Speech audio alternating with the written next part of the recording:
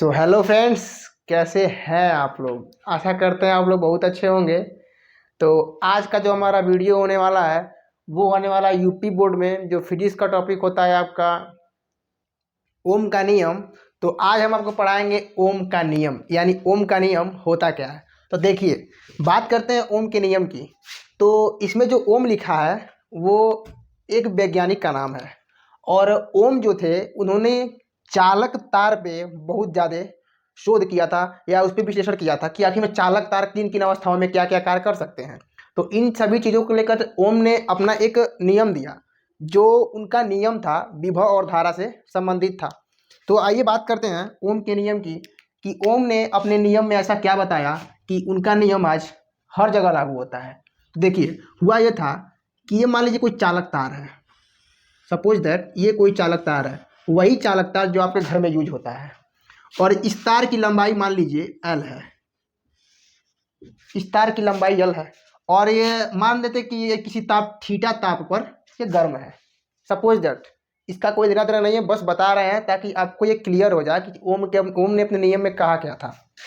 ये कोई चालक तार है, तो उन्होंने ये बताया यदि मान लीजिए यही कोई चालक तार है, तो यदि इस चालक तार की भौतिक अवस्था का मतलब होता है लंबाई, चौड़ाई, दाब दाब, यानी इन सभी चीज़ों को परिवर्तित ना किया जाए। यानी देखिए लिखा है यदि किसी चालक तार की भौतिक अवस्था, यानी कोई चालक तार यदि 5 सेंटीमीटर का है तो उसको 5 से 6 सेंटीमीटर का ना किया जाए, यानी जितनी लंबाई है उतनी लंबाई का रखा जाए। यदि उसकी मोटाई 5 mm की है तो उसकी मोटाई को 5 mm ही रखा जाए और लंबाई को ना ही खींचा जाए ना ही सिकोड़ा जाए। तो इस अवस्था में चालक तार में प्रवाहित धारा, और मान लीजिए कोई ये चालक तार है और इस चालक तार में हम कोई परिवर्तन नहीं कर रहे हैं, जितने का उसका डायमेंशनल है, जितने किताब पर वो है, जितने दाब पर है, जितने की मोटाई है, और उसी पर रखकर यदि हम उसमें धारा को प्रवाहित करें, तो ओम ने इस पर अपना नियम ये दिया कि जैसे ही आप तार में धारा प्रवाहित करेंगे तो उसमें एक विभवांतर उत्पन्न होता है भी, और उन दोनों का अनुपात क्या होता है, नियतांक होता है। देखिए,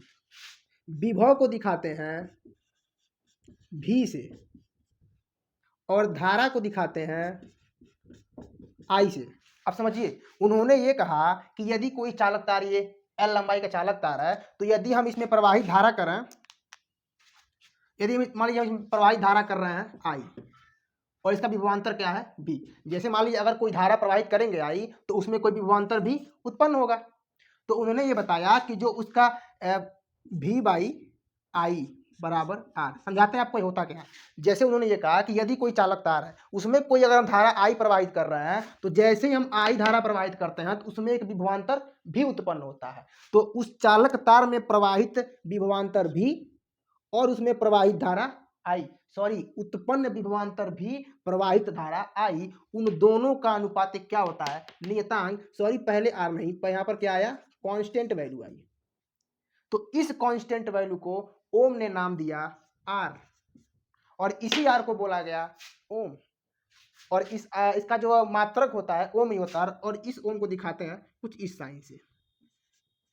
एक बार फिर आपको कंठस्थ करा देते हैं कि ओम ने क्या कहा था। ओम ने ये कहा था यदि कोई चालक तार है, सपोज दैट कोई चालक तार है एल लंबाई की है, तो उसकी लंबाई में कोई परिवर्तन ना किया जाए, उसके दाब में कोई परिवर्तन ना किया जाए, उसके ताप में कोई परिवर्तन ना किया जाए। तो यदि हम उसमें आई धारा प्रवाहित करें तो उसमें एक विभवांतर भी उत्पन्न होता है। विभवांतर और विभव और विभवांतर को आप यहाँ भी से ही समझिए। तो बोले कि जैसे ही आप उसमें आई धारा प्रवाहित करेंगे तो आई धारा प्रवाहित करते ही उसमें एक विभवांतर भी उत्पन्न होगा।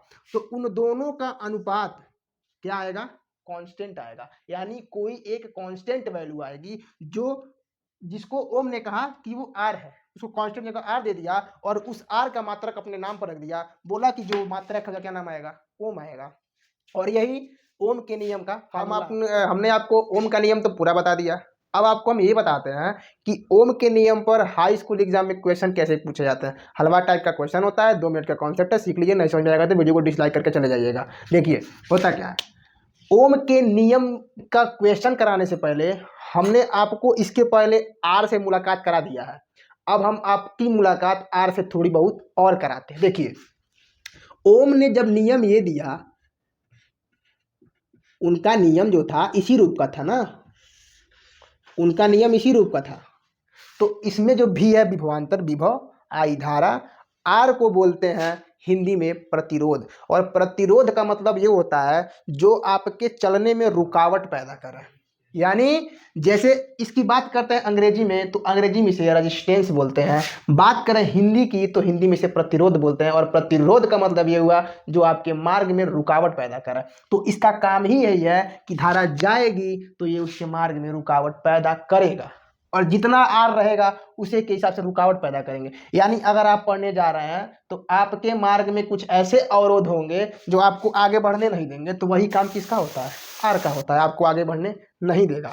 जैसे देखिए अब इस पे न्यूमेरिकल कैसे पूछता है, 2 नंबर 3 नंबर 4, इससे 5 नंबर कन्फर्म है, आएगा आएगा आएगा। अब देखिए क्वेश्चन ये बोलता है, आपके सामने क्वेश्चन दिख रहा होगा कि यदि कोई क्वेश्चन ये था कि यदि कोई चालक तार है, आपके सामने क्वेश्चन बार बार दिख रहा है कि यदि कोई चालक तार है और उसमें यदि 10 वोल्ट का विभवांतर यानी विभव उत्पन्न हो रहा है और उसमें प्रवाहित धारा यदि 2 एम्पियर है, तो बताइए उसमें कुल कितने का अवरोध पैदा हो रहा है। बात करें अवरोध की तो अवरोध यानी रेजिस्टेंस, और रेजिस्टेंस मतलब प्रतिरोध। तो पूछ रहा है क्वेश्चन में बताइए कितने ओम का प्रतिरोध उस मार्ग में लगा है।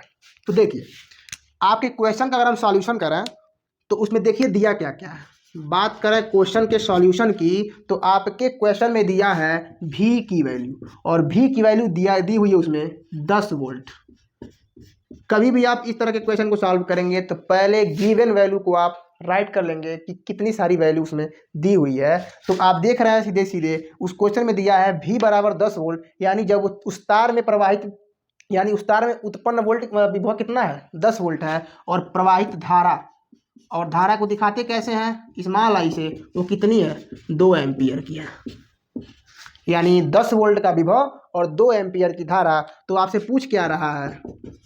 प्रतिरोध, यानी कितना अवरोध उत्पन्न हो रहा है। तो चलिए सबसे पहले क्या करेंगे, आप लिखेंगे फार्मूले को। तो फार्मूला का क्या है? V बराबर I इंटू आर, जिसमें I धारा है, R प्रतिरोध है, V आपका विभव है। आपको फाइंड क्या करना है?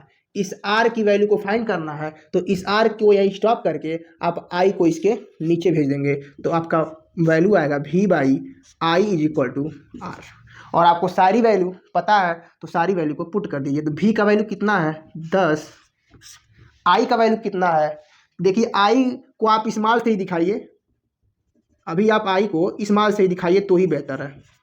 आप I को स्मॉल से दिखाएंगे क्योंकि हमने यहाँ पर I को स्मॉल से दिखाया है। यहाँ भी देखिए हमने I को स्मॉल से ही दिखाया। तो I का वैल्यू कितना दिया हुआ है? 2 एम्पियर। तो आप यहाँ रखेंगे 2 एम्पियर और यहाँ है ये R। जो काटेंगे तो आपकी R का वैल्यू आ जाएगा 2 5 या 10 यानी 5 ओम। यानी उस तार में जो उत्पन्न अवरोध है यानी उत्पन्न प्रतिरोध जो है 5 ओम का है। जब उस तार में 2 एम्पियर की धारा प्रवाहित की जा रही है तो 10 वोल्ट का जो है विभव उत्पन्न हो रहा है, तो उसमें 5 ओम का प्रतिरोध भी साथ साथ उत्पन्न हो रहा है। बात करते हैं इसके अगले क्वेश्चन की। तो चलिए इस क्रम में आगे बढ़ते हुए आपके सामने पेश है दूसरा क्वेश्चन। देखिए हुआ क्या इसमें, आपके सामने क्वेश्चन दिख रहा होगा कि बोल रहा है एक चालक तार है और उस चालक तार में जो धारा दी हुई है 5 माइक्रो एम्पियर की है। कितने बच्चे तो यही देखकर घबरा गए होंगे कि ये माइक्रो क्या है, बताते हैं क्या बीमारी है। और आर का मान दिया है 2 ओम। तो पूछ रहा है बताइए उस चालक तार में कितने वोल्ट का विभव उत्पन्न होगा जब उसमें 5 माइक्रो एम्पियर की धारा प्रवाहित की जाएगी और 2 ओम का प्रतिरोध होगा। बहुत अच्छा क्वेश्चन है, आगे बढ़ते हैं। देखिए सिंपल सा करना क्या है, आपको ज़्यादा दिमाग ना लगाते हुए सीधे फार्मूला लगाना है। ओम ने जो फार्मूला दिया था वो यही फार्मूला दिया था। ध्यान रहे आप स्मॉल आई का यूज करेंगे। आपको कौन कौन सी 2 वैल्यू दी गई है क्वेश्चन आपके सामने दिख रहा होगा। तो देखिए आपको फाइंड करना है V का वैल्यू। तो हमने जिसको फाइंड करना रहता है हम उसको एक साइड कर लेते हैं। अगर आप मैथ के अच्छे बड़े जानकार होंगे तो आपको सब पता होगा। तो चलिए फाइंड करते हैं V की वैल्यू। तो जिसमें I की वैल्यू की बात करें तो इस क्वेश्चन में I की वैल्यू ऑलरेडी दी हुई है 5 माइक्रो एम्पियर। और इस बीमारी से आपको मुलाकात अभी कराते हैं। माइक्रो का मतलब होता है, जहाँ माइक्रो शब्द लिखा है वहाँ आप 10⁻⁻6 को ध्यान रखिए। जहाँ माइक्रो दिखा है वहाँ आप 10⁻⁻6 को याद रखिए। तो अगर 5 माइक्रो एम्पियर है तो बस उसमें 5 से मल्टीप्लाई कर दीजिए। जो चीज़ है उतना बस उसमें उसके नंबर से मल्टीप्लाई कर दीजिए। यदि 10 माइक्रो एम्पियर है तो आप क्या करेंगे 10 से मल्टीप्लाई कर देंगे। तो यहाँ पर कितना माइक्रो एम्पियर है 5 माइक्रो, तो 5 के लिए तो 5 लगा दिया हमने, और इस माइक्रो एम्पियर के लिए क्या आएगा 10⁻⁻�6। बात करते हैं आर की, तो आर की वैल्यू क्वेश्चन में कितनी दी हुई है 2, तो यहाँ क्या करेंगे 2 से मल्टीप्लाई कर देंगे। और जैसे इसका कैलकुलेशन करेंगे तो 5 2 या 10 इंटू 10⁻⁻6 इसको कैलकुलेट करेंगे तो देखिए होता क्या है, ये बेस इक्वल है तो इसका पावर जुटेगा तो क्या आएगा 10⁻⁻5 वोल्ट, इसका क्या आ जाएगा विभवांतर आ जाएगा। यानी अगर वो चालक तार, यानी उस चालक तार में यदि 5 माइक्रो एम्पियर की धारा प्रवाहित करेंगे और उसमें यदि भी जो आपका प्रतिरोध 2 ओम दिया है तो कितने वोल्ट का विभवांतर उत्पन्न होगा 10⁻⁻5 वोल्ट का विभवांतर उत्पन्न होगा। तो चलिए अब आपके सामने पेश है आपका अगला क्वेश्चन। तो आपका समय बर्बाद ना करते हुए सीधे आते हैं इस क्वेश्चन पे। तो ये क्वेश्चन थोड़ा सा फंसाने वाला है, फंसाने वाला क्या एकदम हलवा है, बस देखते करिए, बस आपको उलझाने का कोशिश किया गया है। तो देखिए इस क्वेश्चन को सॉल्व करने से पहले हम आपको 2 मेजरमेंट आपको लर्न कराना चाहेंगे। पहला ये, अगर आपके सामने कहीं आ रहा है माइक्रो तो आप याद रखेंगे 10⁻⁻6, और यदि नैनो कहीं भी आ रहा है नैनो तो नैनो को आप याद रखेंगे 10⁻⁻9। बस आप इन 2 वैल्यू को अपने अंदर या अपने माइंड में किसी तरह भी, हम बोले बस आपको ये सेट करना है कि माइक्रो का जहाँ नाम आएगा, जहाँ जिक्र आएगा, आप 10⁻⁻6 रखेंगे, और जहाँ पर नैनो आएगा आप वहाँ पर 10⁻⁻9 रखेंगे। तो देखिए बोल रहा है आपका क्वेश्चन, यदि कोई चालक तार है और उस चालक तार का जो प्रतिरोध इतना दिया हुआ है 2 × 10⁻2 ओम, ध्यान से देखिएगा क्वेश्चन लाजवाब है, और भी यानी विभवांतर का जो मान दिया है 1.6 माइक्रो वोल्ट दिया है। तो पूछ रहा है बताइए उस चालक तार में प्रवाहित धारा का मान कितना होगा। तो देखिए अब आपसे करना क्या, सीधे आंख बंद करके बस उस फार्मूले को लिख दीजिए जो ओम ने दिया था। तो ओम ने क्या फार्मूला दिया था, V = I × R। आपको निकालना क्या है आई का वैल्यू, तो आप क्या लिखेंगे I = V/R। सारे वैल्यू को पुट करिए और इन 2 वैल्यू को दिमाग में रखे रहिए, क्वेश्चन आराम से सॉल्व हो जाएगा। अब बात करें आई की वैल्यू की, तो V का वैल्यू कितना दिया हुआ है 1.6 गुणे, अभी हमने आपको बताया जहां पर माइक्रो नामक शब्द दिखा है आप क्या रखेंगे 10⁻⁻6। तो यहाँ पर क्या है माइक्रो वोल्ट, तो क्या लिखेंगे यहाँ पर 10⁻⁻6, और ये जो आपकी वैल्यू आ गई टोटल किसमें वोल्ट में आ गई। नीचे आइए क्या दिया है आर, क्योंकि आर एकदम फ्रेश है ना, माइक्रो ओम है, कोई भी सीधे फ्रेश ओम में दिया है तो उसको एज इट इज यहाँ पे उतार लेंगे। तो 2 × 10⁻2 कैलकुलेशन करते हैं, सीधा कैलकुलेशन है, ये ऊपर जाएगा तो इसमें ऐड हो जाएगा, तो आई की वैल्यू क्या आएगी, इसको काटेंगे तो ये होगा 0.8 × 10⁻, और ये ऊपर जाएगा तो जुड़ने का मतलब इसके साइन के साथ जुड़ेगा तो -8 हो जाएगा। साइंटिफिक लैंग्वेज में इसको लिखेंगे तो ये आ जाएगा I = 8.0 गुणे 10⁻⁻9, और ये आपका आ गया आई का वैल्यू। लेकिन ध्यान रहे आपसे आई का वैल्यू पूछा है उसने किसमें नैनो में, तो हमने बोला कि नैनो जहाँ पर याद आए नैनो वाला बाण नहीं, नैनो का मतलब ये हुआ 10⁻⁹।